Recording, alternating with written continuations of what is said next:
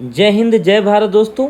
मैं आज आपको गुप्ता एंड गुप्ता के इन्वायरमेंटल इंजीनियरिंग के क्वेश्चन नंबर 21 से लेके 30 तक डिस्कस करने वाला हूं। तो चलिए हम लोग स्टार्ट करते हैं। Question number 21, the maximum permissible limit for fluoride in drinking water is option A 0.1 milligram per litre, option B 1.5 milligram per litre, option C 5 milligram per litre, option D 10 milligram per litre.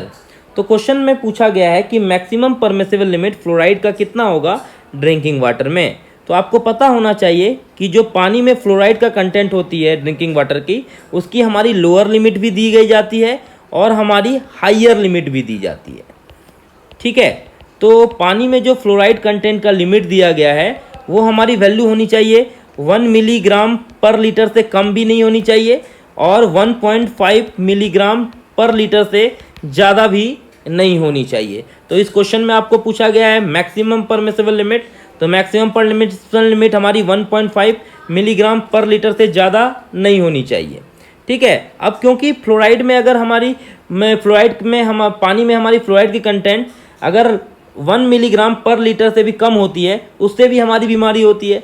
अगर fluoride पानी में हमारी fluoride की content 1.5 milligram per litre से ज़्यादा होती है तब भी बीमारी होती है। अगर पानी में फ्लोराइड की कंटेंट 1 मिलीग्राम पर लीटर से कम होती है तो आपको दांत में क्या हो जाती है, टीथ में क्या हो जाती है, हमारी कैविटी फॉर्म हो जाती है, मतलब दांत में आपको क्या होल होने लगेंगे। ठीक है, अगर पानी में फ्लोराइड की कंटेंट 1 मिलीग्राम पर लीटर से कम रहेगा तो, अगर ज़्यादा रहेगा तो क्या हो जाएगा हमारा डीकलराइजेशन ऑफ टीथ, मतलब दांत में हमारी पीले पीले आ जाएंगे, फिर फ्लोरोसिस जैसे बीमारी हो जाएंगे। तो ये सब हमारा हाइयर लिमिट से ज़्यादा रहेगा तब हमारा होता है। ठीक है, लेकिन यहाँ पे तो आपको पूछा गया सिर्फ लिमिट के बारे में, तो लिमिट हमारी higher limit 1.5 milligram per litre है। चलिए हम लोग आंसर ढूंढते हैं। Option A 0.1 milligram per litre बिल्कुल गलत है।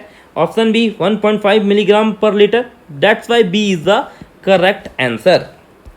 Question number 22, standard EDTA solution is used to determine option A hardness of water, option B turbidity in water, option C dissolve oxygen in water, option D residual chlorine in water.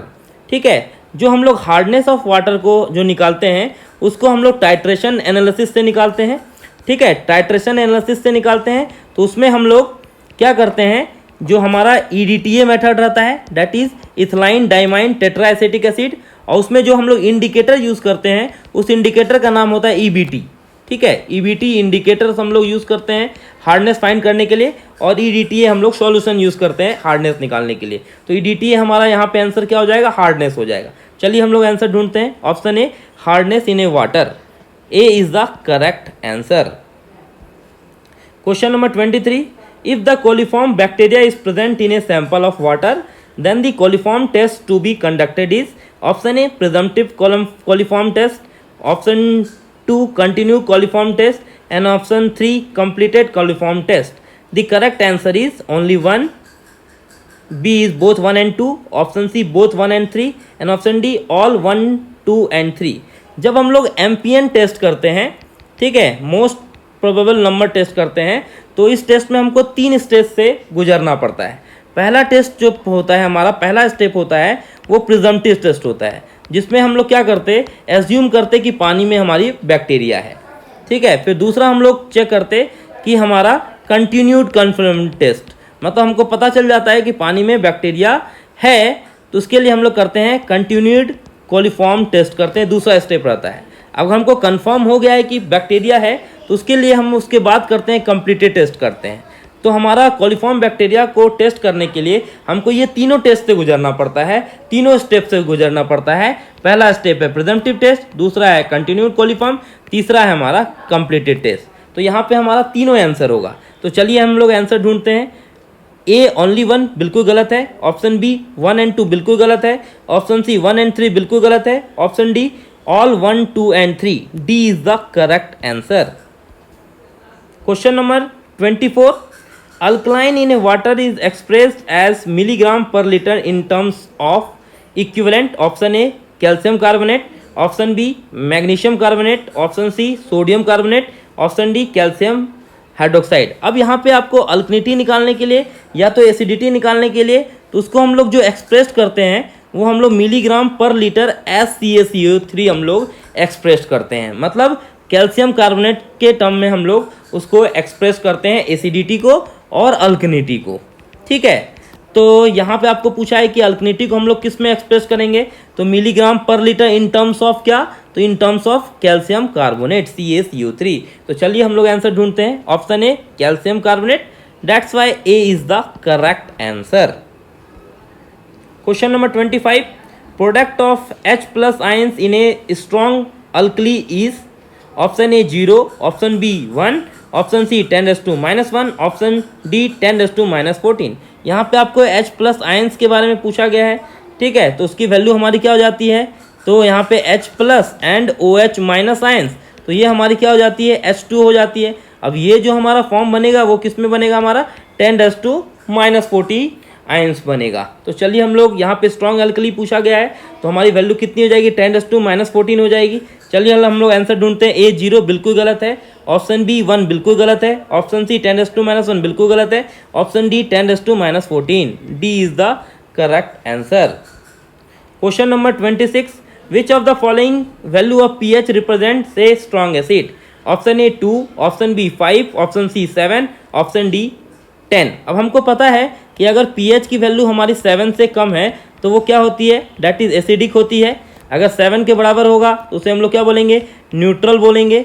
और हमारी 14 रहेगी तो हम लोग क्या बोलेंगे, greater than 7 रहेगा तो उसे हम लोग क्या बोलेंगे, अल्कलाइन बोलेंगे।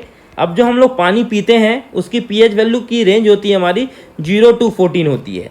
ठीक है, अब यहाँ पे जो 0 से वाली होगी हमारी, वो हमारी स्ट्रॉन्ग एसिडिक होगी, और जो 14 वाली वैल्यू होगी वो हमारी स्ट्रॉन्ग बेसिक होगी। तो यहाँ पे आपको स्ट्रॉन्ग एसिड बोला है। तो चलिए हमारी सबसे कम वाली वैल्यू ढूंढेंगे। तो 2, 5, 7, 10 इन सब में सबसे छोटा कौन है, 2 है। तो 2 is a strong acid, that's why A is the correct answer. Question number 27, turbidity measure on, option A standard silica scale, option B standard cobalt scale, option C standard platinum scale, option D platinum cobalt scale. अब हम लोग turbidity से क्या major करते हैं, तो turbidity से हम लोग मेजर करते हैं कि पानी में हमारी कितनी सस्पेंडेड इम्प्योरिटीज प्रेजेंट है, उसको इन टर्म्स ऑफ टर्बिडिटी से हम लोग मेजर करते हैं। अब उसको हम लोग जो मेजर करते हैं किस स्केल से मेजर करते हैं, तो हम लोग सिलिका स्केल से टर्बिडिटी को मेजर करते हैं। अब ये सिलिका स्केल है क्या, अब सिलिका स्केल क्या होता है, 1 मिलीग्राम हमारी silica, 1 milligram of silica dissolve होती है हमारी 1 लीटर ऑफ डिस्टिल वाटर में, 1 लीटर ऑफ डिस्टिल वाटर में, उसे हम लोग बोलते हैं सिलिका स्केल। अब तो टर्बिडिटी को हम लोग एक्सप्रेस करते हैं in terms of silica scale में। तो चलिए हम लोग आंसर ढूंढते हैं। Option A standard silica scale, A is the correct answer. Question number 28, on standard silica scale turbidity in a drinking water should be limited to, option A 10, option B 20, option C 30 and option D 50। तो हमारा Indian standard code में दिया गया है turbidity in drinking water की limit दी गई है हमारी 5 to 10 के बीच में हमारी होनी चाहिए ड्रिंकिंग वाटर की टर्बिडिटी, उससे ज़्यादा नहीं होनी चाहिए। तो चलिए हम लोग आंसर ढूंढते हैं। Option A 10 is the correct answer. हमारी वैल्यू 5 से 10 के बीच में टर्बिडिटी की वैल्यू होनी चाहिए ड्रिंकिंग वाटर के लिए। इसी तरह आपको पूछेगा सस्पेंडेड सॉलिड का भी पूछेगा, तो डिजर्वेबल कब है और रिजेक्शन क्या है, टर्बिडिटी की डिजर्वेबल क्या है, रिजेक्शन क्या है, कलर की डिजर्वेबल वैल्यू क्या है, रिजेक्शन क्या है, टेस्ट एंड ऑर्डर की डिजर्वेबल क्या है और रिजेक्शन क्या है। तो इस तरह से आपको दूसरे पैरामीटर्स के भी पूछ सकते हैं।